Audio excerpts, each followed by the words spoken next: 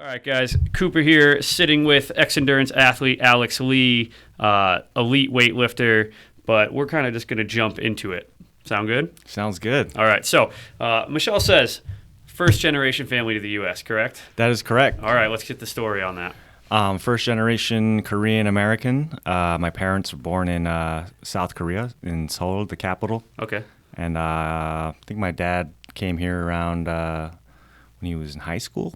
Oof. Yeah, Okay. so he served the military here, and then went back to Korea. Met my mom, and I think it was I think they had me when I was there like 30. So he was good here for a good 10 years before they had me. So Wow, that's wild. And then Michelle, all right, Michelle is in the Xendurance headquarters and also Alex's girlfriend. Michelle says that your grandmother is from North Korea.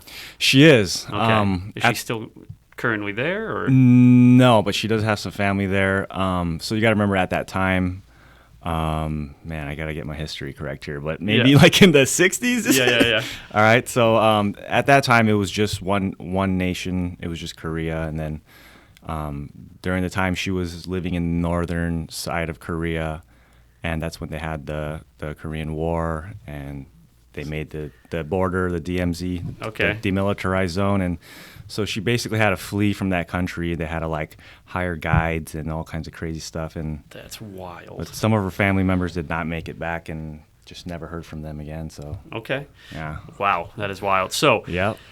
your parents, take this wild route to get here, right? Including your grandparents. Mm-hmm. Did your parents first come to Arizona, or were they somewhere else? No, they actually they came to California. Okay. So So a little bit nicer climate. Right. And then, were you born in California, or were you born in I Arizona? was not. I'm the youngest of three, and my brother was born in California, and then they moved to Arizona, and then my sister, and then we were all born in Arizona. So. Okay, so you've got the you got the thin blood. Born and for- raised. for Yeah, heat. no, I don't have the. Yeah. So a little bit about Alex coming up here is that he is going to Switzerland, correct? That's correct. To yeah. weightlift. And my first question for Michelle was, does he need to borrow cold weather clothing? Because I have all of it from the Northeast, and I wish I could wear it. Yeah, I'm wondering how cold it's going to be because it's in October. So Yeah, you're gonna need yeah. you're gonna need jackets and hoodies. Have you ever and been to pants. Switzerland? Oh yeah, twice. Oh, Yeah, okay. actually just came back through there. In December, we were over in Dubai for Oh, the wow. Dubai CrossFit Championship. So Right. two of our athletes were there. We came back and stopped off in Zurich for like the entire day. And then I've spent a night or two up in the Alps before. So That's really cool. Yeah, you gotta tell me what's cool. yeah, you're gonna To do enjoy out it, there. What's dude. fun? I mean, after you compete, a lot of chocolate, like a lot of Chocolate, okay, Swiss chocolate, Oh my right. God, it's so good. Right. And all the cheese they have there too. But curious here. Let's after your parents come to Arizona, you're born. What was your first exploration into sports? What did you play? I grew up playing a lot of team sports. I enjoyed basketball a lot. Played baseball. Wasn't very good at baseball. Same. And I was all right at basketball until everyone started getting taller, and I did not. So I feel that was challenging. And then I was actually pretty competitive in football, and that's kind of how I transitioned into weightlifting. So perfect. I mean, you that's my next question is, All right. how did that begin? Talk to me about that. So my sophomore year of high school, we had what was called fourth hour football. So it's basically like an elective. It's like PE. Okay. But, if you play football, you're on the team, you're going to take fourth hour football as an elective, That way you can have more specific training to, enhance your football playing abilities. Yep. I guess so. And were you, from the get-go, were you kind of always strong? I was not. Actually, even now, I'm not very that's not like my wheelhouse. I'm not that strong, even though in weightlifting you should be, but I make up a lot. I make a lot up for it, I guess, with speed and the technique, and that's kind of what I had to rely on most of my career. But Yeah. I mean, if you're tuning in here, you need to check out Alex's Instagram because you'll see what he's talking about with speed and technique, right? You're kind of considered the technician of the U.S. weightlifting team, correct? I've heard some people say that, but Michelle always says it. well, Michelle will just talk all great things about me. Biggest fan. So yeah, I mean, it's so funny that you consider not being strong, quote unquote. But what do you clean and jerk in kgs? My best clean and jerk in competition is 177 kilos. Which in so it's just pounds? shy of 400 pounds, maybe. That's 385. I don't know. I'm that's pounds quite, that's challenged quite here. strong. Okay, so you started weightlifting during kind of an elective to improve your football prowess, but then at what point did it become that you were just solely Olympic lifting? It took about a year for me to fully transition, but I began to realize, how far can I go in football? And given my size, I just didn't see it to be realistic, especially, when you start, in college football is just a total different ball game. It's just guys are just, massive, just huge, right? So, and then weightlifting, I was just always, it always came natural to me, and it kind of just fit my body. And, given that there are weight classes, you don't have to compete against super heavyweights, so it's more fair, and it just became natural to me. And that's, I guess I was just better at it than any other sport. So I don't know. Just kept going. Right. Okay. And did you have like a coach that you had linked up with at that point that was like, really helpful? Right. Or yeah. that... So I began, actually trained out of a Gold's Gym for the first That's few years. I met a coach by the name of Joe Michella. He's based out in Mesa. But he just rented out like a little space in a Gold's Gym, and he just coached kids in weightlifting. And you were allowed to drop weights there? Right, yeah. So he just had one platform, and, we just all take turns. And That's awesome. Okay. So from your journey, right? I mean, you've been weightlifting for how long now? Since 2005, so about 15 years. Yeah. Okay, so we got a veteran here. What do you have a favorite weightlifting moment per se? Probably Houston Worlds 2015. And what happened there? I broke 6 American records. I placed the higher. I had the most team points, and it was the best competition I've performed in. So it's probably the best moment I've had. And so when you put in all that work and effort into training, and when you see it, come live on the platform, it's a great feeling. So that sounds incredible. Now, you've been dealing with some different injuries, right? What has been going on over the last couple of years that you've been battling through, and how have you been able to maybe utilize that as motivation or as an opportunity to grow?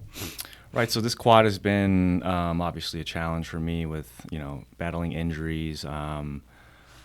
Beginning of 16 or 17, 2017, I hurt my bicep femoris, which is like kind of in your hamstring, back of the knee.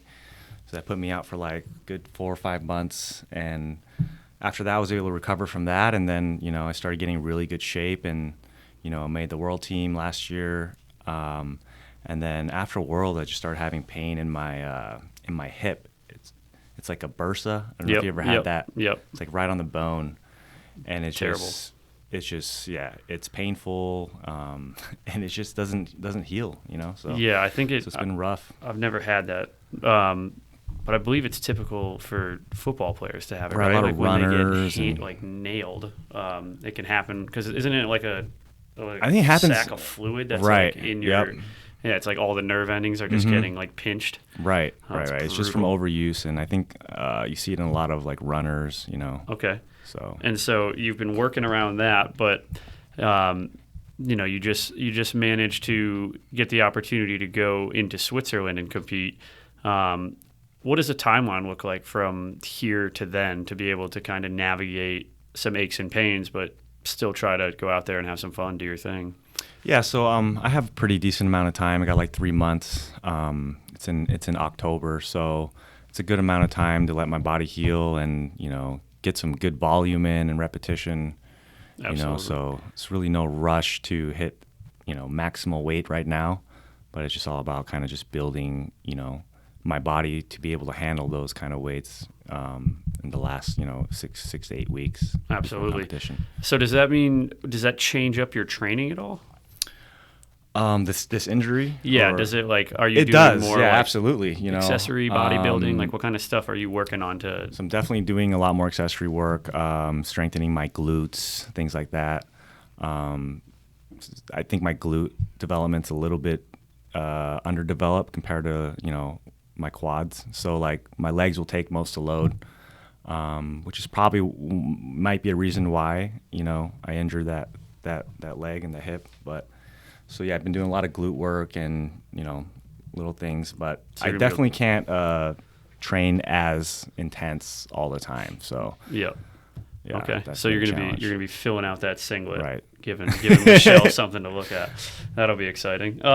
Okay. So obviously, right, like regardless of injury, you've put in a ton of training. What is your like standard food intake look like? How often do you eat throughout the day? What do you like to eat? Honestly, as far as like how many calories I eat, I kind of have no clue. Maybe I mean, honestly, I could care less I about don't that. know. I'm curious. Honestly, I about what don't know, you like but to I eat. just eat what sounds good. Yeah. Do Do you have a certain? So, like, like- are you? Is there a certain type of food that's your favorite? Honestly, I like all kinds of food, man. Like I'll eat. It depends on my mood. Yeah. Like just before this, I just had I'm Korean, so I just went to a Korean restaurant and Yeah. had lunch. But that's kind of maybe like the everyday food. Yep. Would be Korean food. Okay. But man, I enjoy trying new things, and Do you- that's what's cool about traveling to different countries for competition is trying their food. Absolutely. So, Do you enjoy cooking? I do, but I'm not very good. But I try. I do enjoy cooking. I do take interest in like culinary and stuff like that. But when I have time, yeah. But it's pretty. I eat out a lot, to be honest. Yeah. Just because of the fact of timing and With training, it's and- with training. It's tough to like have to cook and then being creative. So I don't like to eat the same thing all the time. Yep. There's a lot of guys who will do that meal prep service. Yeah. And they'll just eat the same thing for like a week straight. And I can't do that. I have to eat something different. Yeah, switch it up a little Right. bit. No, and I feel you. I enjoy the process of cooking. I'm not the best at it, that's for sure. Like my mother is very good at cooking. All mothers. They can just whip something up, and then Right. I'm like, all right, let me try this, and I burned it.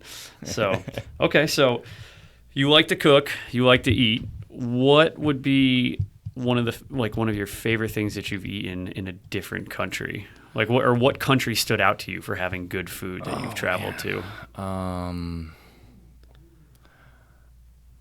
Almost every Asian country I've been to, I'm down for their food. Yeah. Like it's just on another level for me. I don't know. If you go to Korea, obviously there's so many different things, and they're open just all night, and you can just go out and binge eat from from morning till the morning. Like they don't close. 24 hours. But there's street food and all kinds of But I'm trying to think where else I've been, but Well, let me ask you this. Is Korean barbecue a legitimate thing, or is that an Americanized? absolutely, it's definitely a thing. It might be a little bit different in some places in America. It might be a little more Americanized, more westernized, Yeah. maybe a little sweeter. And but no, Korean barbecue is definitely a thing. Yeah.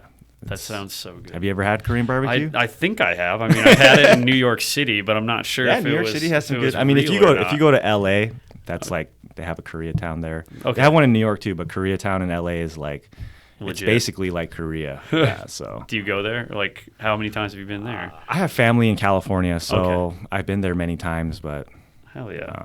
Well, that's something I'm going to need to add because I I'm don't going like to to- San Diego tomorrow. So, oh, nice. okay. So, switching gears a little bit, what are some of the things you do besides lifting on the platform, right? Like, do you have something that you like to work on? Do you have other hobbies outside of weightlifting that you enjoy doing? Yeah, I just like to stay active. I really enjoy going out and golfing, and even though I'm terrible at golfing and Dude, it's I am frustrating terrible at and it's golfing. very I'm humbling. sure you're much better than I.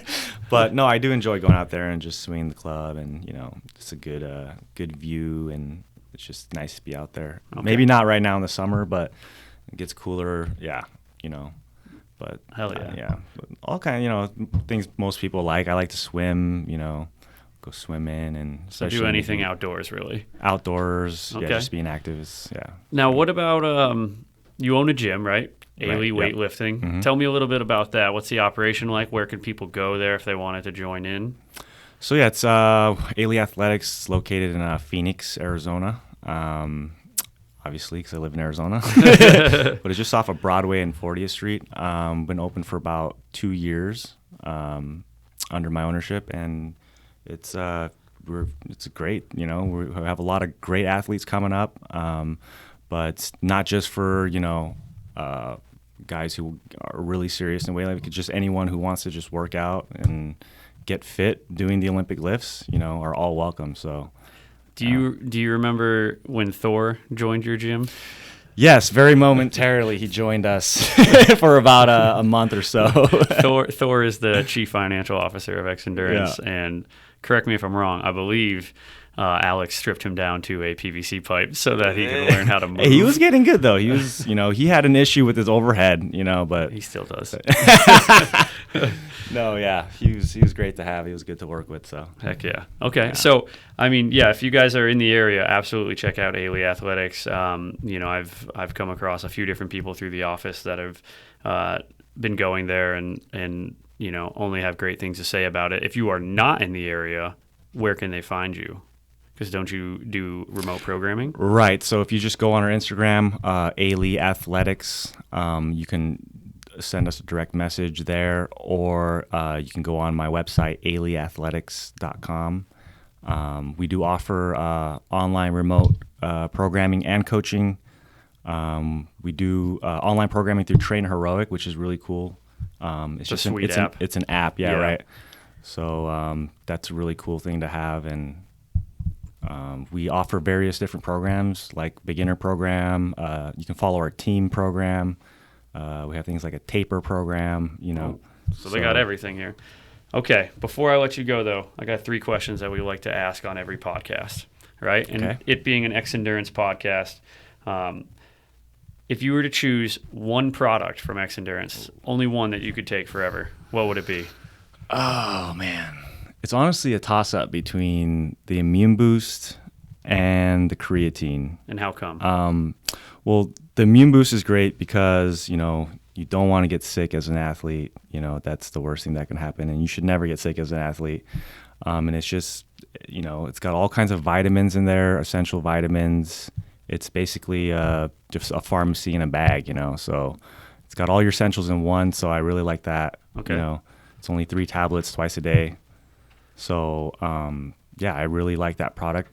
If I wasn't an athlete, that'd probably be the product. But the creatine might have a slight edge for me as an athlete, just because it's shown so much research in muscle recovery with especially power athletes. And I heard something like 5 grams of creatine is equal to eating like how many pounds of red meat? Isn't it like 5 pounds of red meat? It's like 5 pounds or yeah, over, it's eating, which is ridiculous. A lot of red meat in a day. And I don't know, it's like, too much for you. Unless you're like Brian Shaw or something. Yeah. You're not eating 5 pounds of red meat a day. So that's how you get it, through creatine. Yeah, so I probably, as an athlete, as a weightlifter, I probably have to choose the creatine. Okay. Plus, it's like the purest creatine I've tried.